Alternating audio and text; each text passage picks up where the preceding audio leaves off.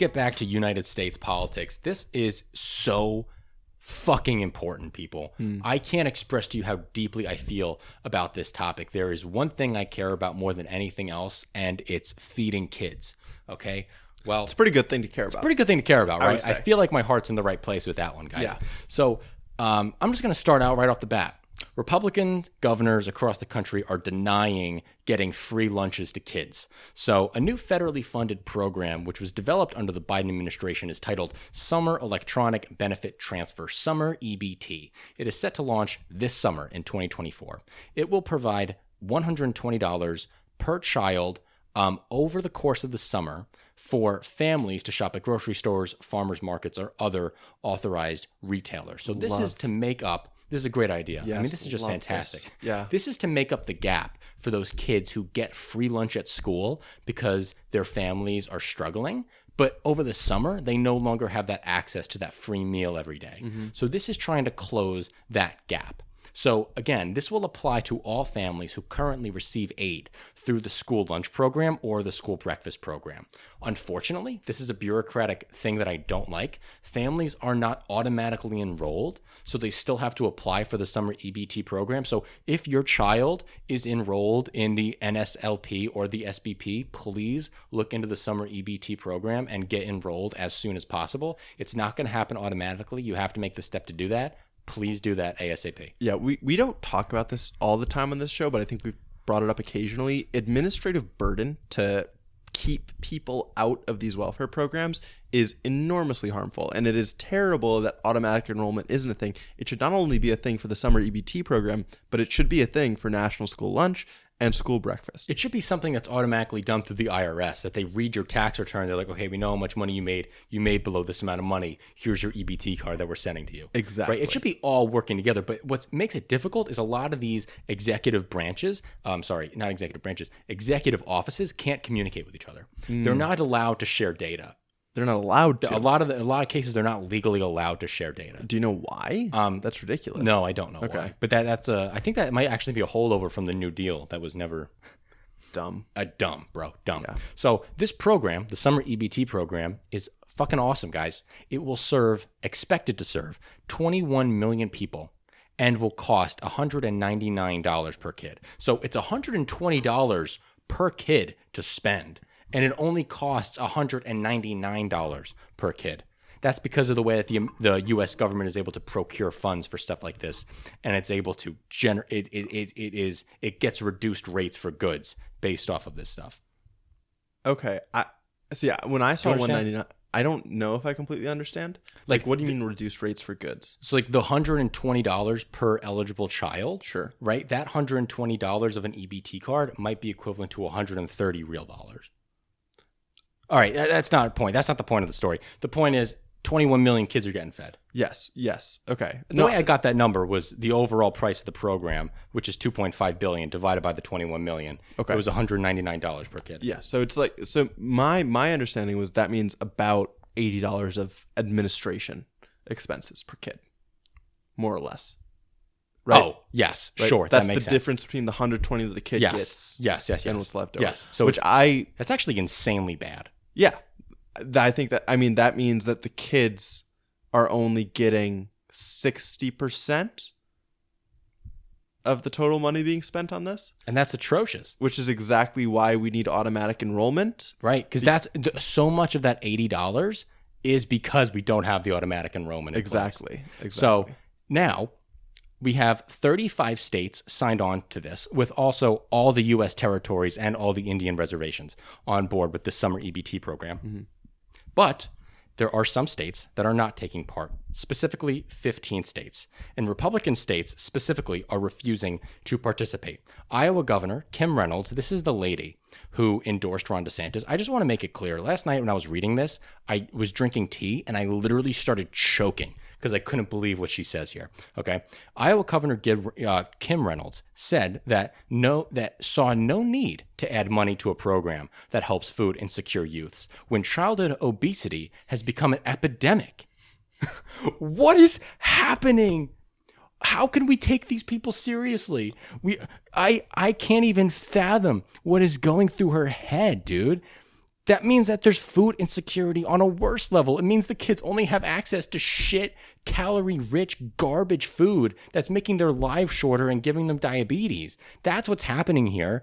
And these EBT programs going to farmers markets and grocery stores is a way for the kid to have access to better, healthier, more nutritious food that makes the kid that's going to make the kid better in school. That's going to give him better opportunities in the long run. And you're saying, nah, just shove a stupid McDouble down their throat.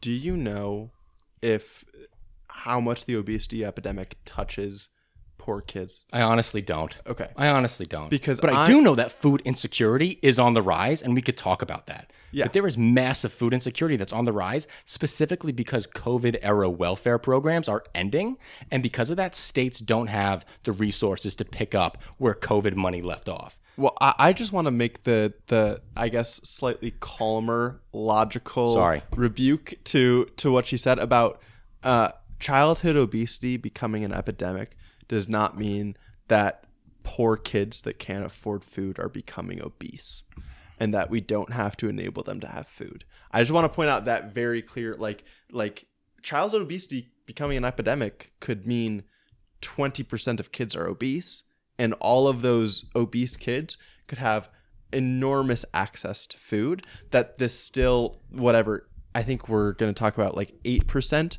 of households with kids are food insecure. Like those two things do not have to overlap at all. And the fact that there is one portion that is eating too much does not mean anything about the portion that literally cannot get enough to eat. Yes, there is literally no relationship between the two things. Yeah. And it blows my mind. It's just so, it's so non-compassionate. Yeah, non-compassionate is the right word. And here we go. We have another Republican governor who's non-compassionate. Nebraska Governor Jim Pillen, he said bluntly that I don't believe in welfare.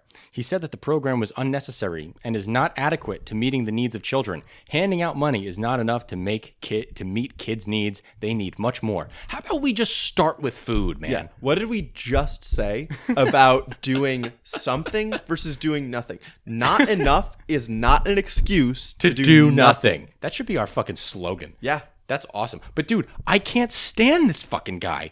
We're talking about kids who are food insecure children.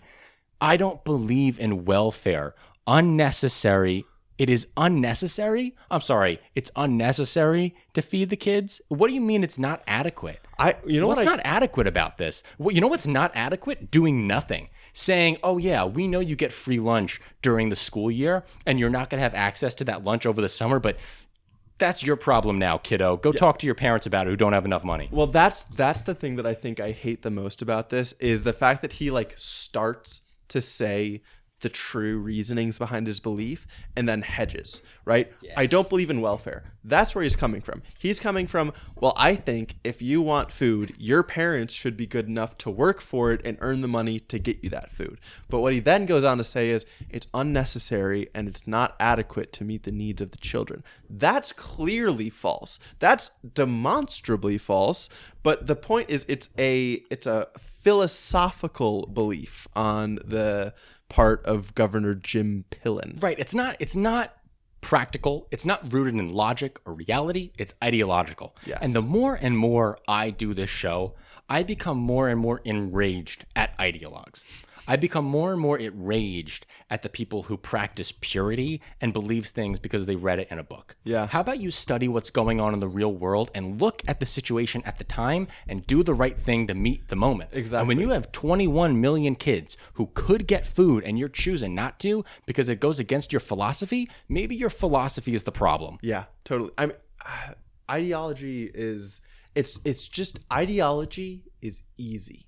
It's easy to stick to, and it's easy to communicate, and it's easy to get people on board with, but it doesn't solve problems. Exactly. And right now, this is where the federal government is trying to solve a problem. Yep. I want to give a little more credit to Kim Reynolds, even though she deserves none.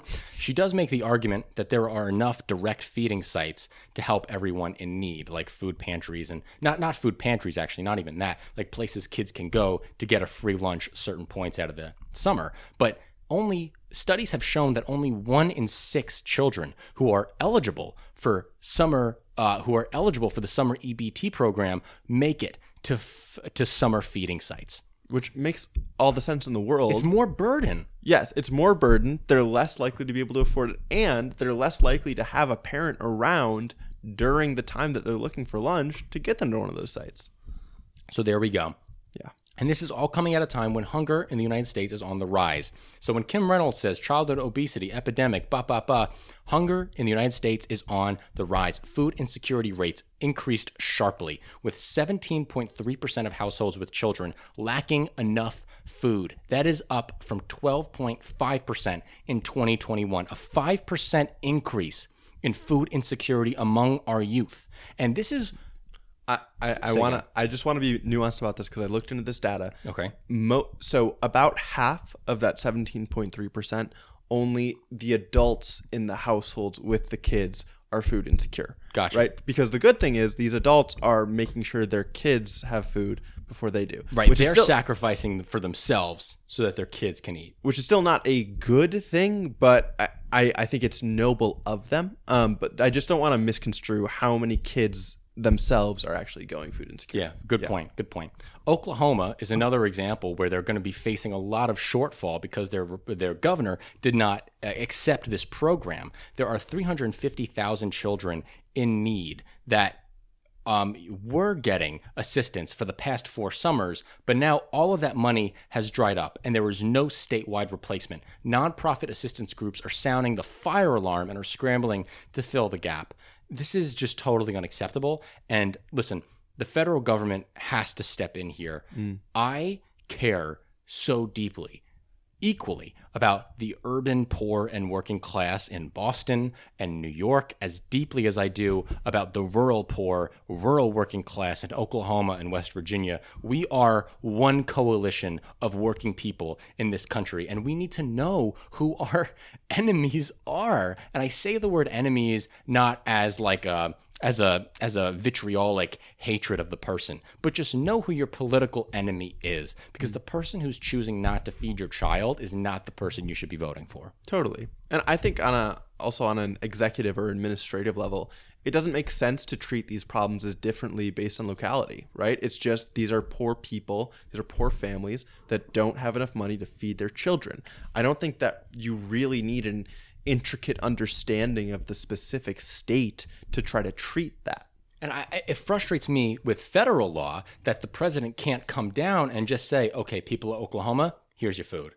It sucks that it has to go through the governor and the governor has to accept this funding. Yeah. That frustrates me a lot. Yeah.